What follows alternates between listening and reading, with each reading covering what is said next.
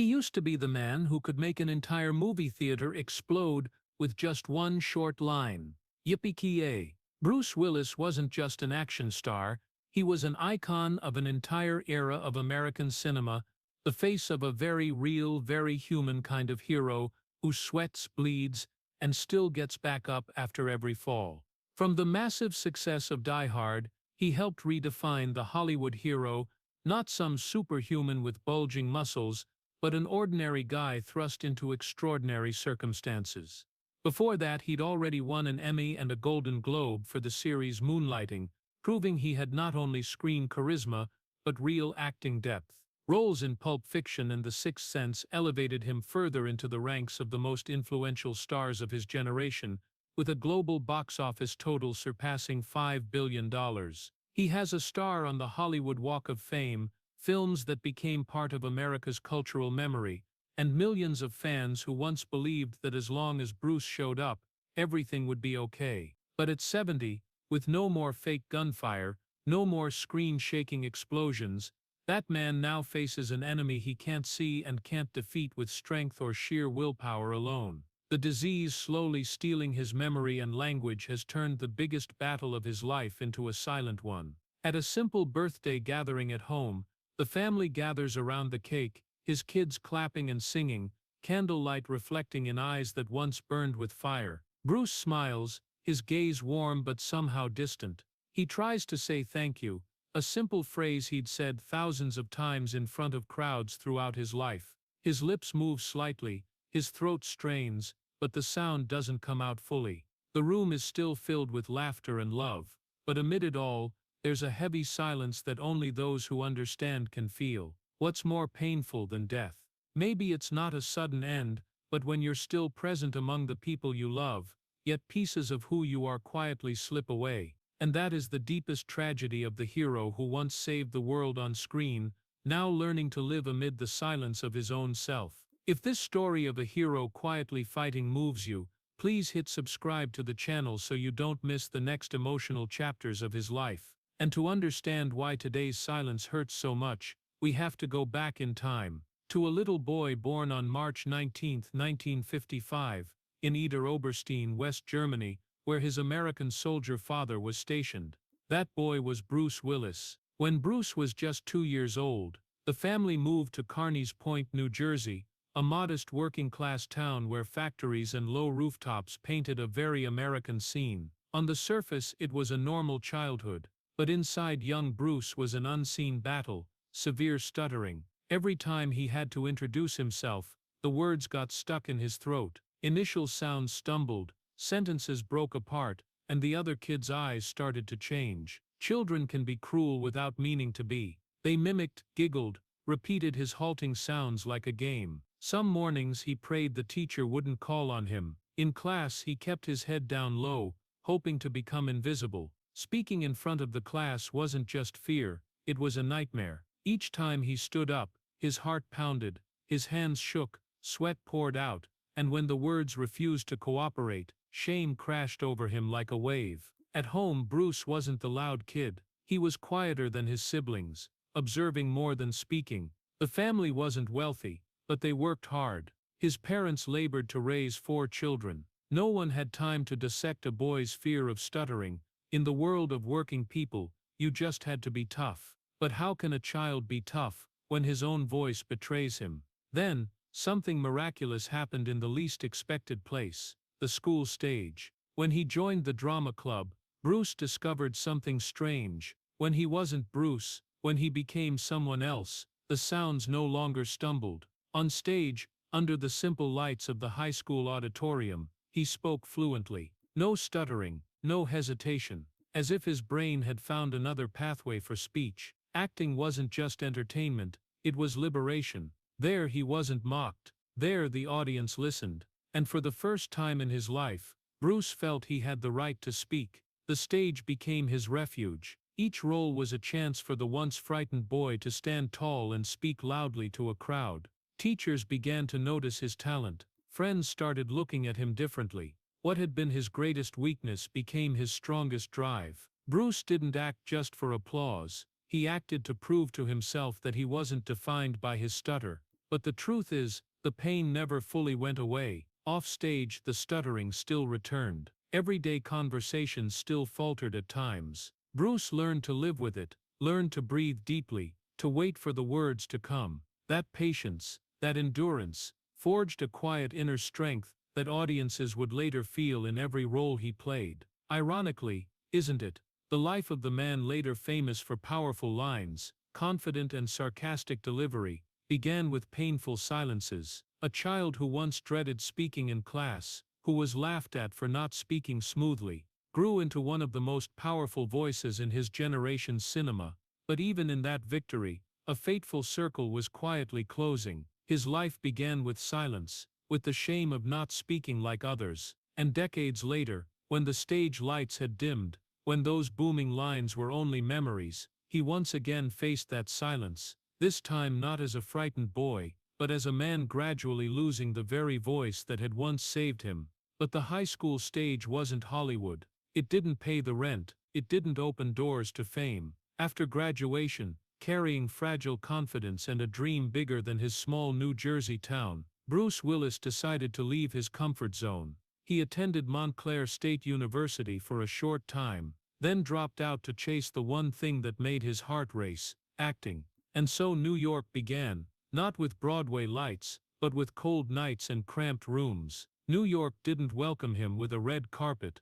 The city devours dreamers every day. Bruce worked as a bartender at Café Central in Manhattan, mixing cocktails for successful men in expensive suits, producers, people who had been seen. He smiled, poured drinks, listened to their stories, while his own dream quietly waited in the pocket of his worn-out coat. By day he auditioned. By night he wiped down the bar until past midnight. Some nights the tips were so small he had to count every dollar to make rent. Before that, he had worked as a security guard at a nuclear power plant in New Jersey.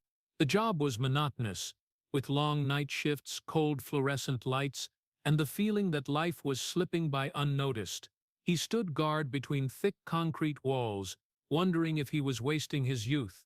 Was the Hollywood dream just an illusion for a boy who once stuttered and found salvation on the high school stage? The auditions were nothing like the movies. No inspiring soundtrack, just small rooms, a few metal chairs, the indifferent eyes of casting directors and the familiar line, "We'll call you back." They never called. Bruce walked out of those buildings with a crumpled script in hand, telling himself the next one would be better, that someday someone would see what he believed was inside him. But that day seemed very far away. At one point his friends started getting steady jobs. They got married, bought houses, lived the life society called grown-up.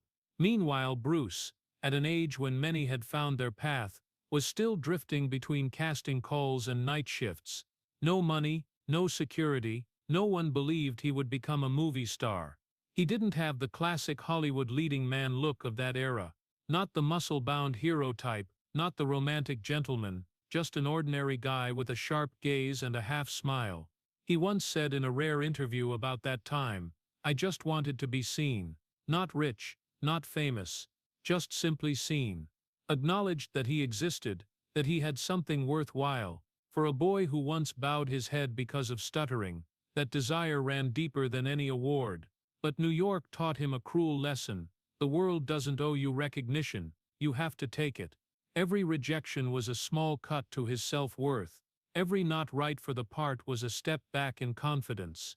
Some nights, after the bar closed, he walked alone through rain-slicked streets, neon lights reflecting on the pavement, wondering if he was good enough, persistent enough, lucky enough to keep going. Ironically, isn't it? The man who would become globally famous, whose face appeared on posters around the world, whose name lit up Times Square billboards, once only hoped for one person to see him in a tiny audition room.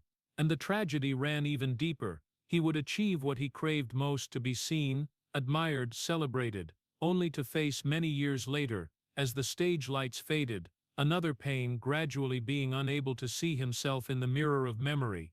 New York left him hungry for money, for opportunity, for recognition, but that same city also forged his resilience. Bruce didn't give up. He kept auditioning, kept working, kept believing that somewhere there was a door meant for him. And in that hunger, in that feeling of invisibility, something was quietly taking shape, a man unafraid of rejection, because he had spent his entire childhood in silence.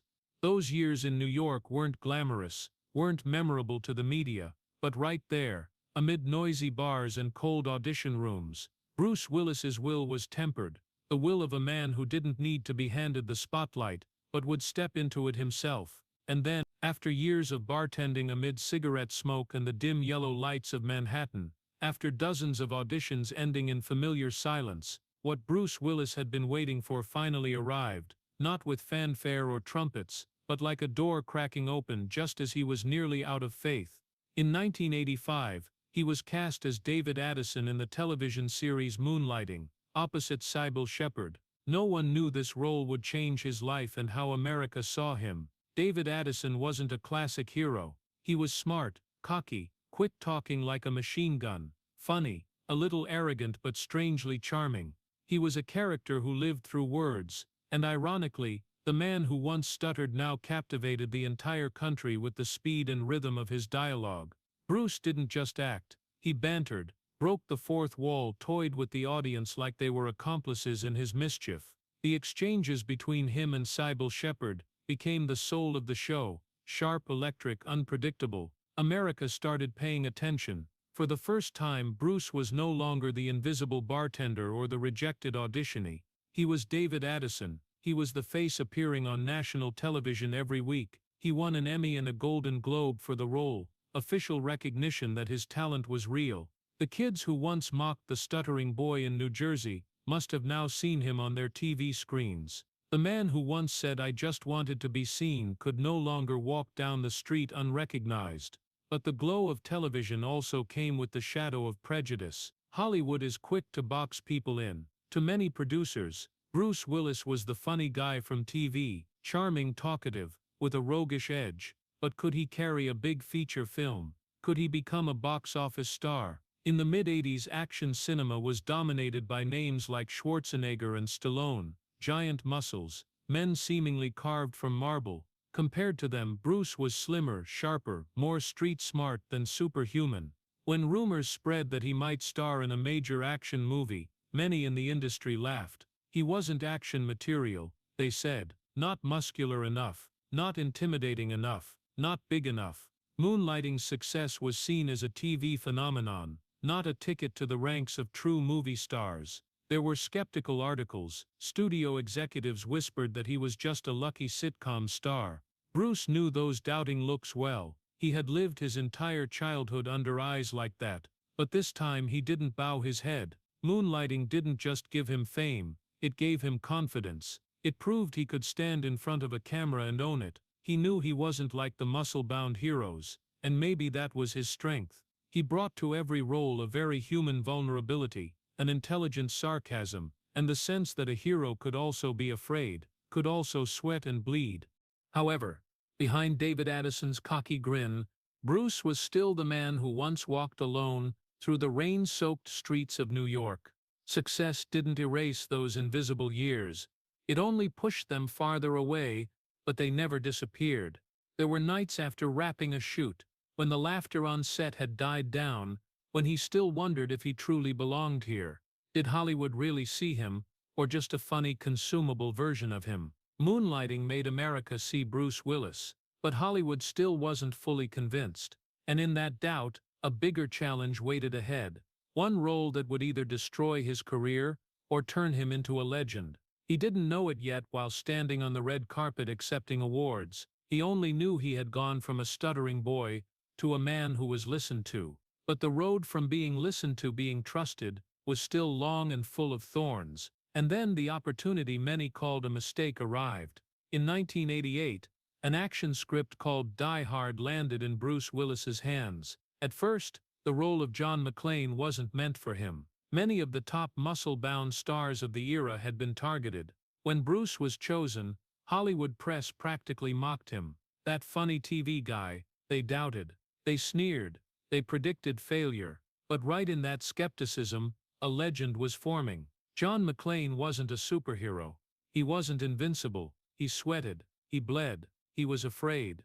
In the towering Nakatomi building, As terrorists took over floor by floor, John McClane didn't deliver perfect lines with a steely face. He panted. He winced in pain as shards of glass cut into his bare feet. He talked to himself to stay calm. He called for help over the walkie-talkie. He trembled but kept moving forward.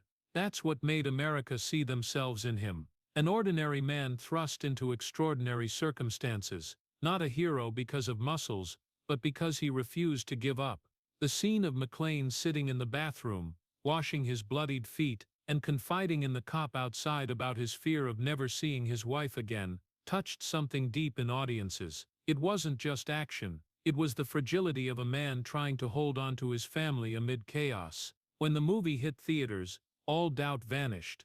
Die Hard exploded at the box office. Bruce Willis was no longer the TV star trying movies, he was John McClane. The line "Yippee-ki-yay" echoed across America. Posters of his sweat-streaked face and determined eyes appeared in every theater. A new icon of American action cinema was born, not a statue, but a flesh-and-blood human being. But while audiences cheered and critics had to admit they were wrong, few knew Bruce was also fighting his own private battle off-screen. His career suddenly shot into the stratosphere. Paychecks skyrocketed, so did the pressure. When you become an icon overnight, every eye watches your next move. Could he repeat the success? Was it just luck? Was John McClane his only peak? Bruce didn't just have to prove himself to Hollywood, he had to prove it to himself. He had once been the stuttering boy, the invisible bartender. Now he was the face of a massive film franchise. That shift didn't come gently. Long shooting days, endless interviews, contract offers piling up. Fame brought exhaustion. He had to be strong all the time, funny everywhere, quick with clever answers for the press. And then there was family. Success can widen the distance between two people. When the spotlight shines on one, the other can stand in shadow. Bruce was in the middle of a marriage under enormous pressure from fame, constant travel, and the expectations of the whole world. John McClane fought to save his wife on screen. Off screen, Bruce was trying to balance ambition and love. There were nights after the applause faded, after premieres ended, when he returned to a hotel room and faced silence. A silence very different from the explosions and gunfire of Die Hard. It reminded him that behind the icon was a man who still worried, who still feared. He knew Hollywood loves you when you win, and is ready to turn its back when you lose. The pressure was no longer about being seen, it was about continuing to shine. But perhaps what made Die Hard immortal wasn't just the breathless action sequences. It was that Bruce Willis poured all his invisible wounds into John McClane, the fear of being dismissed, the memory of invisibility, and the hunger to prove his worth. When McClane walked across broken glass, it wasn't just the character in pain, it was the man who had once walked through years of rejection. When McClane delivered sarcastic lines amid danger, it was Bruce using humor as a shield against insecurity. Die Hard didn't just launch a film franchise, it launched a legend, but that legend wasn't built on perfection, it was built on sweat, blood and fear, both on screen and off. And while all of America cheered their new hero, Bruce Willis understood his fight wasn't over. A hero on film can survive every explosion. Off screen, the pressure of fame can quietly erode you, bit by bit. While the lights of Die Hard were still blazing, while the name Bruce Willis was becoming box office gold, the world also began following another story, not on screen but in real life. That was his marriage to Demi Moore. They met in the late 80s, married in 1987, and quickly became one of Hollywood's most famous power couples. Two stars at the peak of their careers, two strong personalities, two young ambitious people. The public saw the red carpet photos, Demi radiant, Bruce confident beside her, perfect smiles, movie premieres, luxurious vacations. They were the symbol of modern Hollywood love, sexy, successful and seemingly unbreakable. When their three daughters arrived one by one, Rumor, Scout and Tallulah, that family image made people believe they had found the formula to balance fame and happiness. Bruce often spoke of his daughters with obvious pride. He wasn't just a hero on screen, he was a loving father in real life. But behind those perfect photos, there were always silences. Two big stars meant two packed schedules, transcontinental flights, months away from home for filming sets, back-to-back interviews. Fame, which had once been Bruce's dream, now became pressure. Every new movie, every big role, meant more days away from family. Demi felt it too. Her career exploded with controversial roles and the highest paychecks in Hollywood at the time. Two parallel rising trajectories, but they didn't always intersect. There were evenings when the big house was still lit up, but exhaustion crept in between them. Not because of scandals, not because of public betrayal, but because of little things that accumulated: lack of time, misunderstandings, pressure from the press, from always having to appear as the perfect couple. Bruce had once been the man fighting on broken glass in Die Hard, but in marriage, there was no dramatic soundtrack or clear enemy to defeat, just a quietly widening distance. It's easy to love each other when the whole world is cheering, but it's much harder to hold on when the lights go out. In the late 90s, rumors started to appear, not loud, not sensational, but enough for people to sense something was changing. In 2000, Bruce and Demi announced their divorce. No media war, no bitter accusations, no messy courtroom drama, just a joint, polite, mature statement. That chapter of love closed the way it had played out in its final years, quietly. To the public, it was sad news. To Bruce, it was a deep but discreet crack. He didn't blame, he didn't criticize publicly. He kept working, kept making movies, kept showing up in front of cameras as if nothing had changed. But divorce, no matter how civilized, is still a loss, especially with 3 daughters in the middle. What's worth noting is that they didn't become enemies. Over time, Bruce and Demi maintained a rare friendship in Hollywood. They attended their kids' events together, stood side by side in family photos. But that maturity didn't erase the sadness of a love that had ended. The tragedy wasn't a big explosion, it wasn't a shock that rocked public opinion.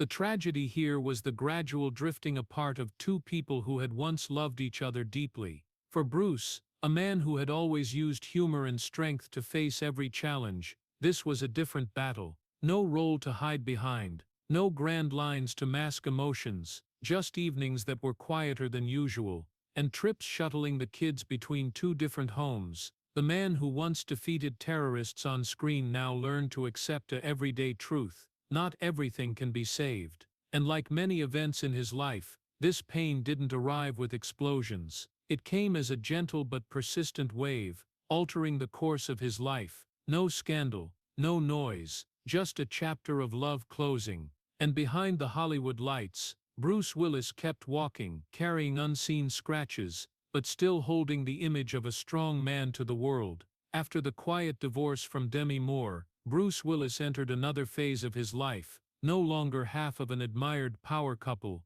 but a middle-aged man standing alone under the Hollywood lights. His career continued, his name still appeared on posters, but something had changed. The early 2000s weren't as dazzling as the late 80s and 90s. Though he still had memorable roles, not every film was a success. Some projects bombed at the box office. Some were criticized by reviewers for lacking depth or repeating old formulas. Hollywood, notorious for its cruelty, began whispering that Bruce's time might be over. Articles compared him to younger, more muscular or fresher actors. The name that once guaranteed box office success was no longer absolute. He was still Bruce Willis, but no longer the sole peak of action cinema. The Die Hard sequels no longer created the cultural shock of the original. Audiences changed, taste changed, a new generation sought different heroes, and in that churn, fame, the thing that had once elevated him to legend,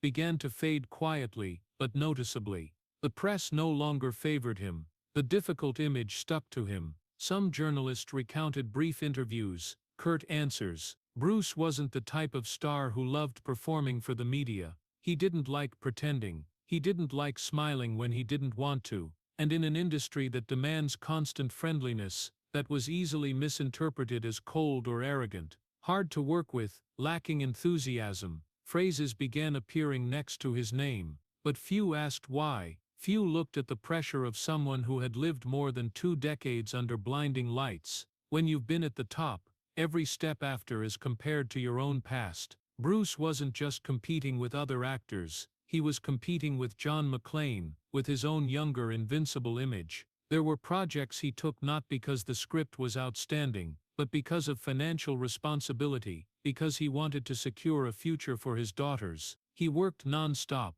sometimes doing multiple films in a year. That relentless pace wore his body down, but he never complained publicly. He showed up on set on time, finished his scenes, then quietly left. On the outside, Bruce remained strong. He kept in shape, kept training, kept that familiar calm demeanor. He appeared at events, did interviews when needed, smiled for the cameras. But inside, the fatigue began to build. Not the fatigue of a long shooting day, but the fatigue of having to maintain the image, of always being good enough to live up to his own legacy. Perhaps the hardest thing wasn't box office failures. It was the gradual loss of the central position he once held. Bruce had once redefined the action genre. Now he had to watch Hollywood change, technology change, caped superheroes, with special effects dominating the screen. Flesh and blood heroes like John McClane were no longer the main trend. Yet Bruce didn't turn bitter. He didn't publicly criticize the new generation. He didn't stir controversy to stay relevant. He did what he always did, kept working, kept showing up, kept being himself. But those close to him began to notice that behind that composure was a quiet mental erosion. Fame can bring money, awards, and recognition, but it doesn't guarantee peace. Bruce had everything the old bartender once dreamed of, but peace still eluded him. And amid the industry's constant motion, amid the praise and criticism that shifted week by week, he kept walking, shoulders back, eyes sharp, as if nothing could shake him. Yet right in that phase, that seemed like the normal decline of a middle-aged star, a quieter change was beginning. Not a scandal, not an accident, not a box office shock, but something far more private, something even Bruce hadn't fully recognized yet. He still appeared strong to the world, but inside, the exhaustion wasn't just from career pressure. It came from a silent battle he hadn't yet named. Amid those years when fame was no longer as dazzling as before, and quiet fatigue built up inside, Bruce Willis's life unexpectedly turned toward a gentler direction.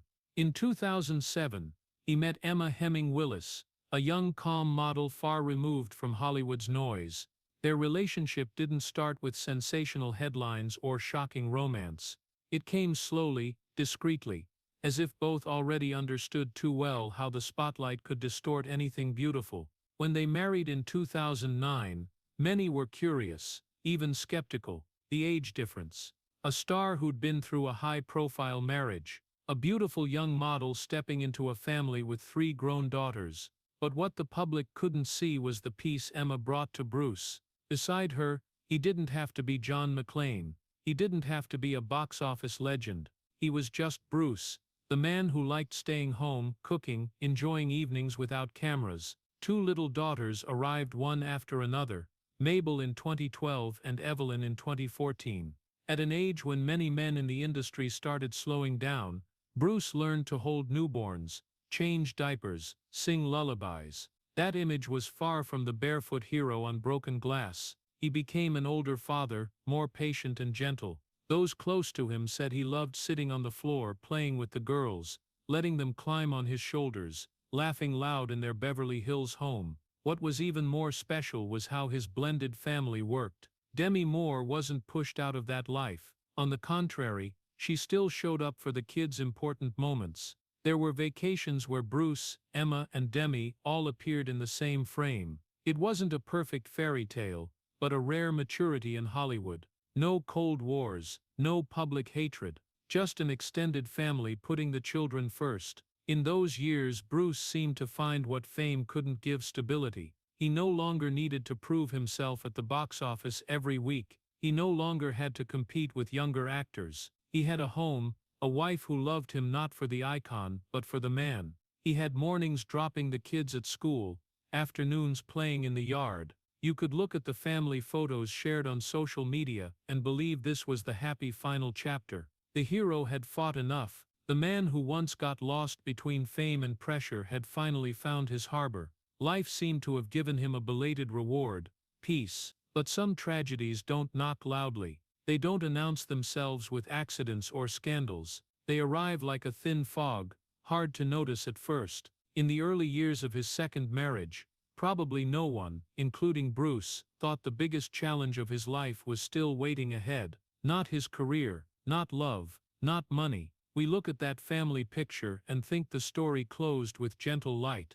But sometimes just when you believe you've escaped every battle, another one begins quietly, from within. And for Bruce Willis, the man who once lived through his voice and powerful presence on camera, what was coming wasn't a big explosion. It was a small change so subtle that at first almost no one noticed. A slight slip in memory, a moment of forgetting a word, a silence that lasted longer than usual. The family thought they were entering the most peaceful chapter of their lives. But right in those seemingly calm years, fate began writing another chapter, quieter, more painful and deeper than any role Bruce had ever taken on. And then amid those seemingly peaceful years, the real climax began, not with explosions, not with on-set accidents, but with tiny silences so small at first that almost no one paid attention. Bruce Willis kept working. He took on more projects, appeared in several films back to back. The shooting schedule was packed, the pace frantic,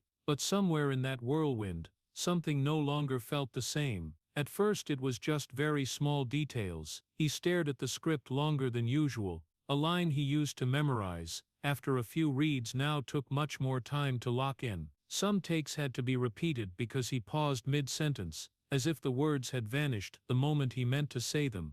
The crew started exchanging glances, soft whispers behind the lens. Maybe he's tired today. Maybe the schedule's too heavy. But it wasn't just tiredness. Something deeper was happening. Bruce, once famous for his sharp delivery and natural banter, now sometimes stood still a few seconds too long before speaking. Those silences were heavy. To audiences, it might not have been obvious. But to the people standing close to him on set, the change was real. There were reports that he started wearing small earpieces in some scenes for prompts. Something rare in his earlier career now became necessary. Lines were shortened, his scenes were shot faster. The production team adjusted to accommodate. No one wanted to admit anything serious. No one wanted to believe this. The man who once commanded every breath on screen now needed constant support to finish a take. There were days when Bruce seemed fine. He smiled, greeted everyone, performed action scenes like a habit ingrained in his body. But there were also days when his eyes looked more distant than usual, a gaze like he was searching for something right in front of him. Not the arrogance the press once pinned on him, not coldness, but confusion. On screen, audiences still saw John McClane, the man who never lost control, but behind the camera, only a human remained, trying to piece together fragments of falling memory. His loved ones noticed it before anyone else. The family saw moments when he repeated a question, times he stopped mid-conversation, as if lost in his own thoughts. The most painful thing wasn't forgetting a line. It was realizing he was forgetting. There were moments when Bruce looked at the script, then up, his eyes flashing with a very human bewilderment. The man who once controlled every scene now wasn't sure of his own words, and in that gaze there was no longer John McClane, no longer the cinematic hero, just a man trying to understand what was happening to his own mind. The crew remained professional. They didn't gossip openly.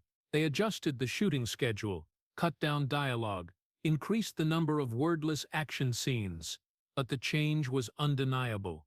Articles began commenting on the film's quality, on Bruce's lack of energy. Few knew that behind those remarks was a silent battle he hadn't yet been able to name. Ironically, isn't it? The man who once defined action cinema with his distinctive voice and unforgettable lines now faced his cruelest enemy, the gradual loss of language.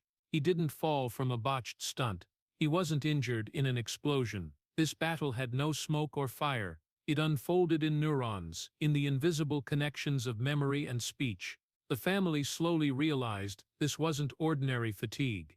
Doctor visits began. Private conversations, questions no one wanted to ask, but had to face. Bruce still tried to stay strong in front of his kids.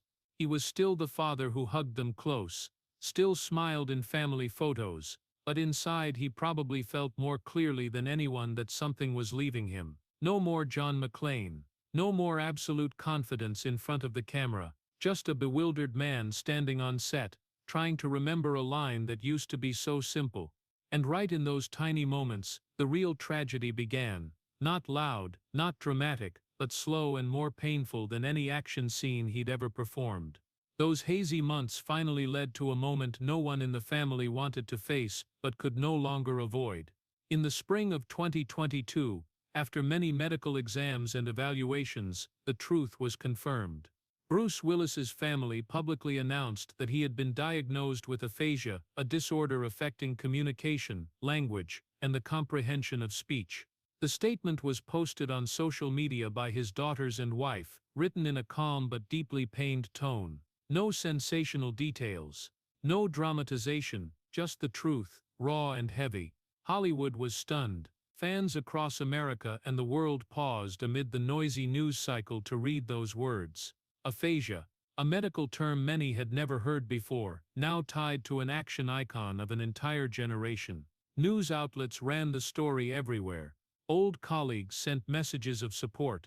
Clips of Yippee-ki-yay were reshared like an early tribute to a career chapter that had closed. And then the most important line, Bruce officially retired from acting. Not because of box office flops, not because of scandal, not because of a dangerous fall on set. He stepped away from cinema because his brain, the actor's most intricate tool, no longer functioned as it once did. This wasn't a fall from the Nakatomi building where John McClane once faced enemies amid smoke and fire. This was a fall from within, from neurons gradually failing to connect as they once had. There's something especially painful in that contrast. Bruce had once lived through words, sarcastic lines, confident threats, quiet monologues. Now language, the thing that had saved him from a stuttering childhood, was becoming what he was losing. For an actor, losing the ability to communicate isn't just difficult. It's losing the core tool of the trade, losing the essence of self. The public's reaction wasn't morbid curiosity, it was genuine compassion. Millions sent messages thanking him for childhood memories, for movies that made them laugh, that helped them forget tough days. Former co-stars called him a warrior, the strongest man I've ever known. But amid the praise, there was an unavoidable sadness. Bruce Willis, their hero, was entering a battle no one could fight for him. The family stood close by his side. Emma Hemming Willis spoke about the road ahead with courage mixed with fragility. Demi Moore also voiced support, showing that even though the marriage had ended, the bond remained. The children, both grown and young, became the circle surrounding him. But no words of encouragement could lighten the truth. Bruce could no longer continue acting as before. No more film sets. No more lively press conferences. No more waiting for action and transforming into another character. The man who once lived under stage lights now had to learn to live in a slower, smaller, quieter world. This was the biggest fall of his life. Not from dozens of stories high, not from a dangerous action scene, but from his own brain, where every memory, every line, every moment that made Bruce Willis had been stored. And in the silence after that announcement, Hollywood understood they had just witnessed the end not of a movie, but of an era. But if the aphasia announcement in 2022 had stunned the world, then 2023 brought an even heavier truth. The family confirmed the official diagnosis, frontotemporal dementia, FTD, no longer just a standalone language disorder, no longer vague hope that things might stabilize. This was a progressive neurodegenerative disease affecting not only speech but behavior, personality, and cognition. For Bruce Willis, it meant the battle was no longer about remembering a line, it was a battle to hold onto himself. FTD doesn't just take language, it changes how a person reacts, feels, thinks. Things that once came naturally become difficult. Memories once clear fade like old photos in sunlight. The family announced the news with honest and brave words. They didn't hide the severity. They didn't embellish the tragedy. They spoke the truth, about the journey ahead, about how this disease currently has no cure. The world read those words, and understood this was no longer a temporary phase. This was the new reality. Losing language is the most painful thing for an actor, but FTD goes even further. There are days when Bruce speaks less, when his eyes sometimes drift into nothingness, There are subtle changes in behavior, reactions no longer the same as before. The man who once controlled every expression on camera now no longer fully controls his own body and mind. And for someone who spent his life mastering his image, that is a profound challenge. Emma Hemming Willis became the family's public voice. She shared not to seek pity, but to raise awareness about FTD. She spoke about the hard days, about the complexity of caring for a partner who changes little by little. She isn't just a wife, she is a caregiver, a protector, the one keeping the family's rhythm. In her posts, Emma admits the exhaustion, the fear, but also speaks of unwavering love. She reminds the world that behind the diagnosis is a human being, a father, a husband, deserving of respect. Bruce's daughters also share photos with their father. Simple moments, sitting together, hugging, smiling in the sunlight. Not glamorous images, not red carpets, just family. Rumor, Scout, Tallulah, the daughters who grew up under Hollywood lights, are now the emotional pillars for the man who once seemed the strongest in their eyes. The two younger daughters, Mabel and Evelyn, are still in their innocent childhood years, learning to love their dad in the simplest way, with hugs and laughter. And then there's Demi Moore. The woman who once shared more than a decade of marriage with him doesn't walk away during this time.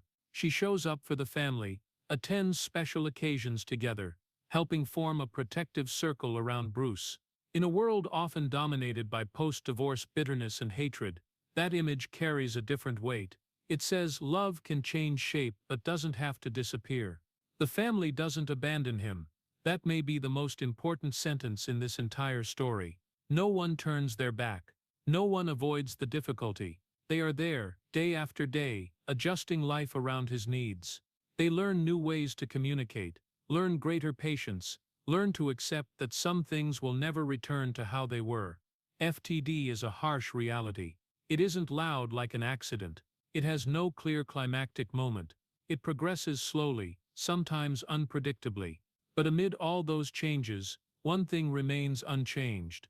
Bruce is still loved, not because he was once John McClane, not because of $5 billion at the box office, not because of awards, but because he is theirs. And in that deepening silence, the family becomes the voice speaking for him. When he can't say thank you, they say it for him. When he can't explain how he feels, they hold him tighter. If the first part of his life was a journey from silence to being heard, this part is a journey from being heard back to silence, but this time he is not alone. And then amid the days wrapped in family love, people can't help but look back at the images that once made Bruce Willis's name. There was a time when he was the man running through explosions, charging through smoke and fire, shouting lines that made entire theaters erupt. He once saved hostages, stopped disasters, confronted terrorists, rescued the world in countless films. On screen he was always the one stepping into danger while others ran away. He was the symbol of American courage, not perfect, not invincible, but never backing down.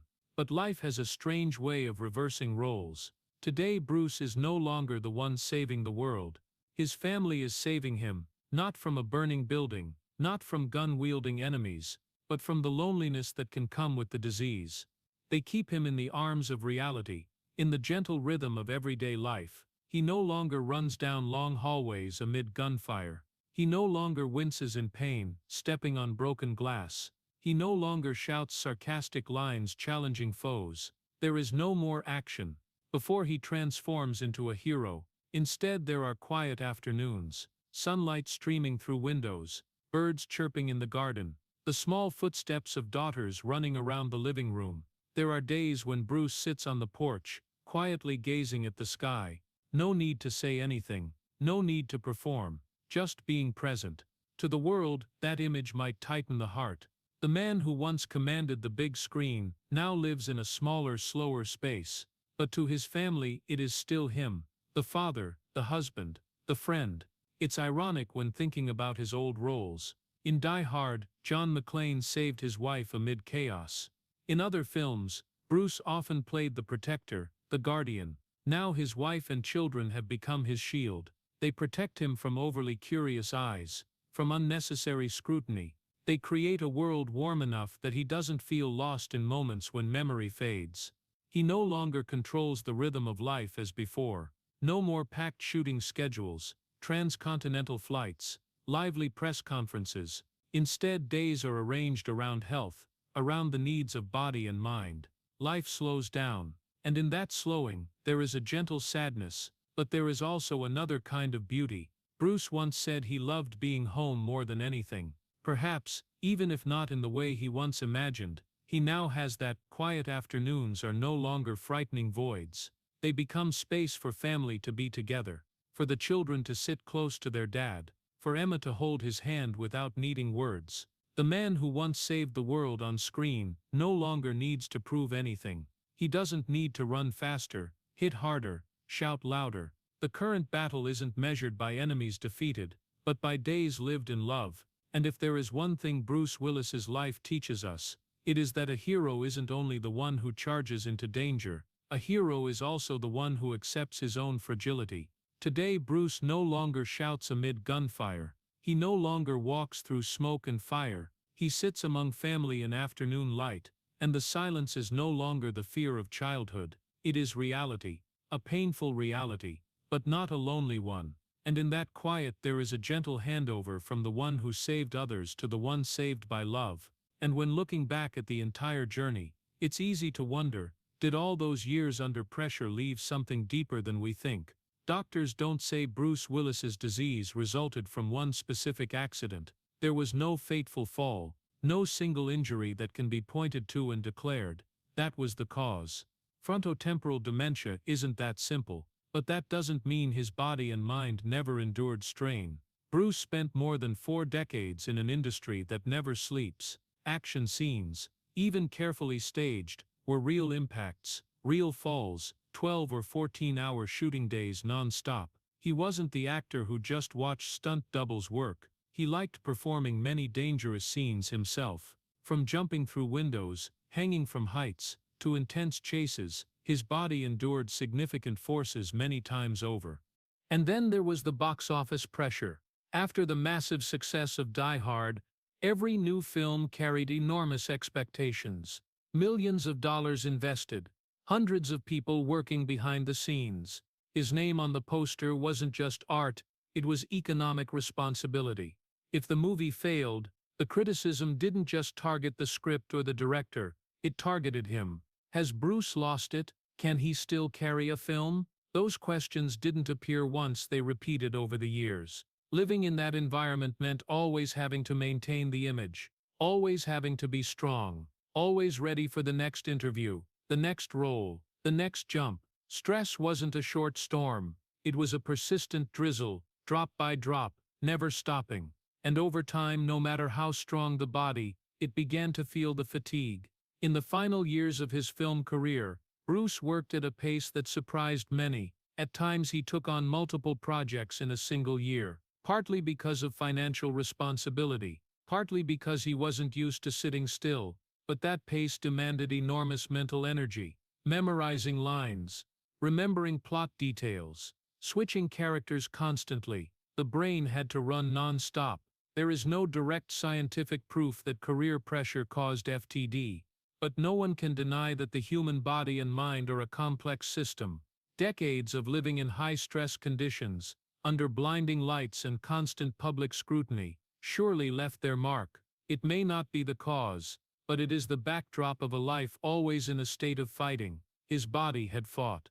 The impacts on set, the endless training hours to maintain his physique, the constant flights across continents, the nights with too little sleep because of changing shooting schedules, all of it accumulated over the years. And now his mind was also fighting, but in a different way. No longer fighting to remember scripts, but fighting to hold on to the most basic memories. There is a profound sadness in that contrast. The man who once controlled every smallest movement of his body now cannot control the progression of the disease. The man who once stood amid smoke and fire with sharp eyes now sometimes gazes into the distance, as if trying to find a missing piece. The body is tired, the mind is fracturing, but amid it all, one thing remains unbroken: dignity. Bruce didn't complain publicly. His family didn't turn the story into a spectacle. They accepted reality with honesty and courage. And perhaps that is a different kind of strength, not loud like explosions on screen, but far deeper. His life didn't end with a dramatic accident.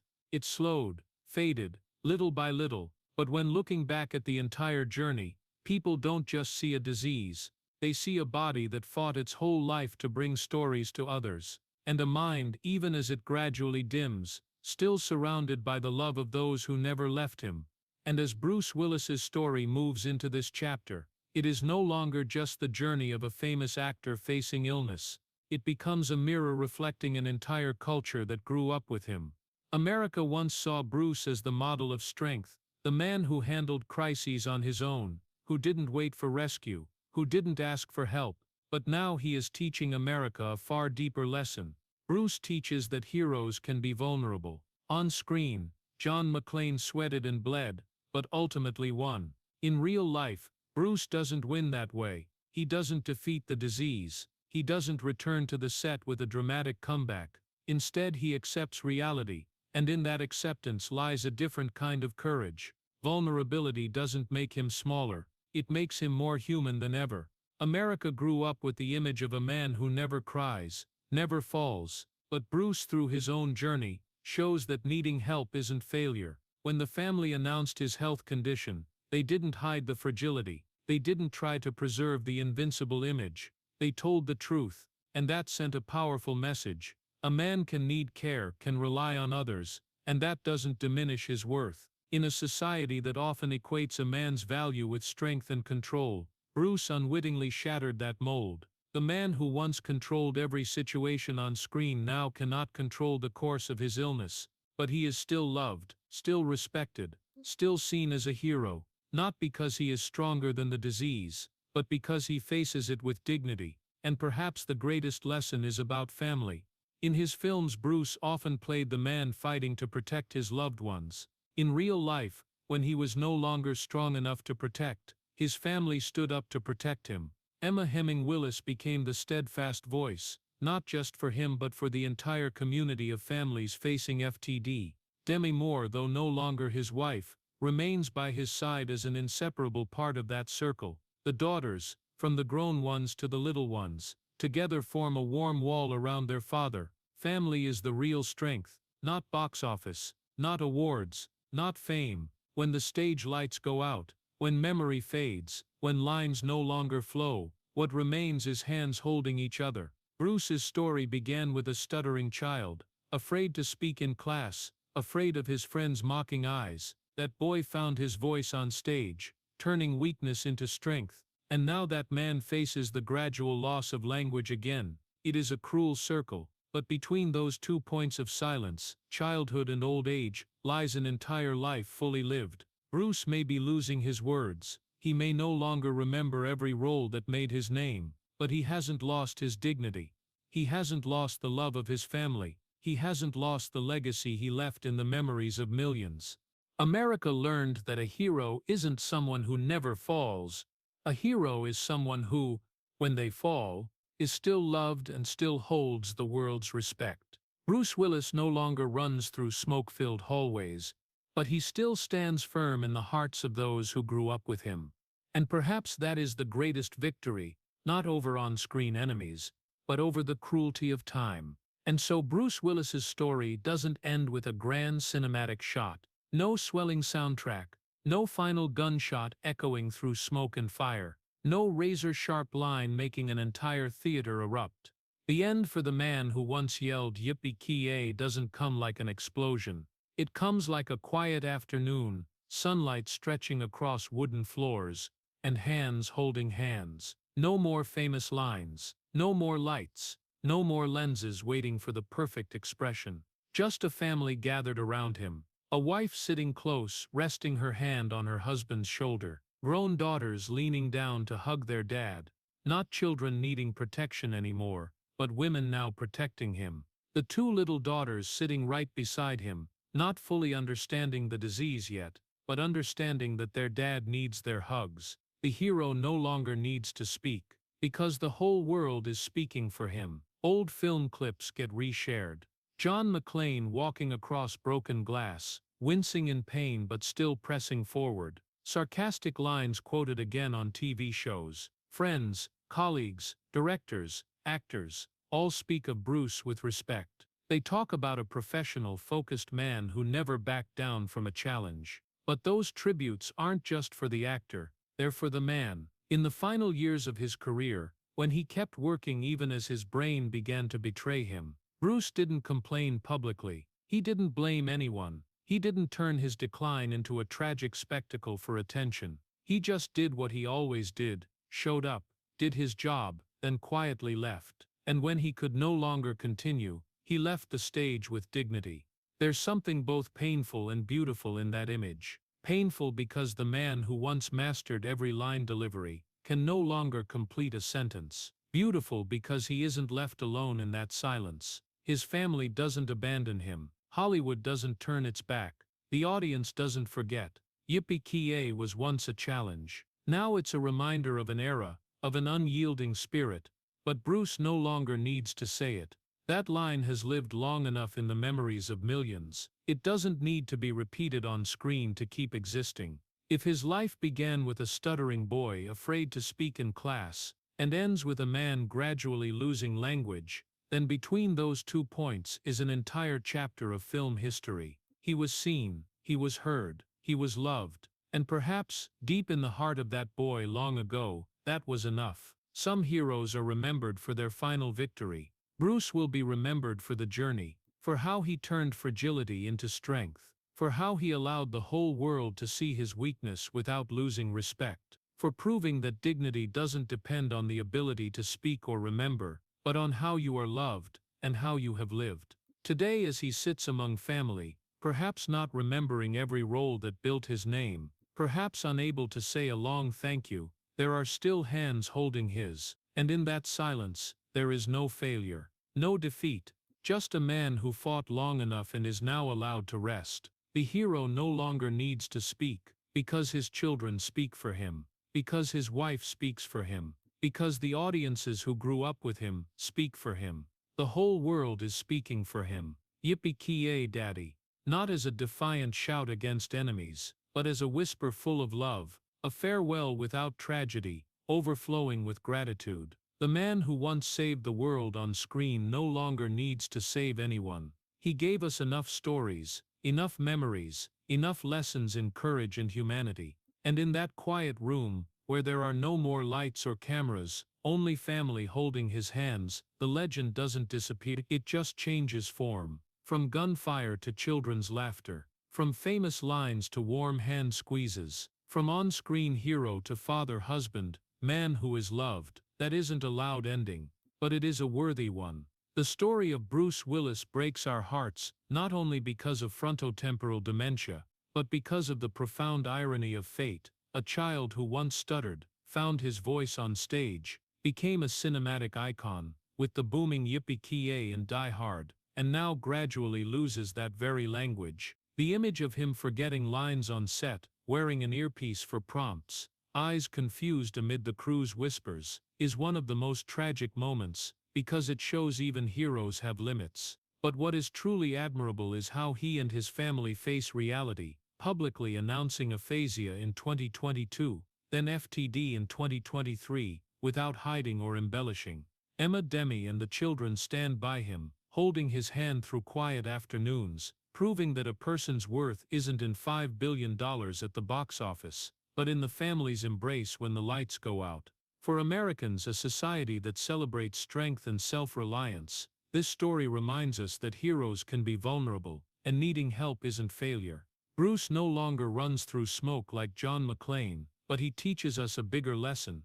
Dignity doesn't vanish when health declines, it is upheld by love, honesty, and how we face adversity. If Bruce Willis's story has touched your heart, please hit subscribe to the channel so we can keep telling and preserving these deeply human journeys together. Thank you for staying until the very end, and see you in the next video, where we'll explore another story that will bring tears to your eyes.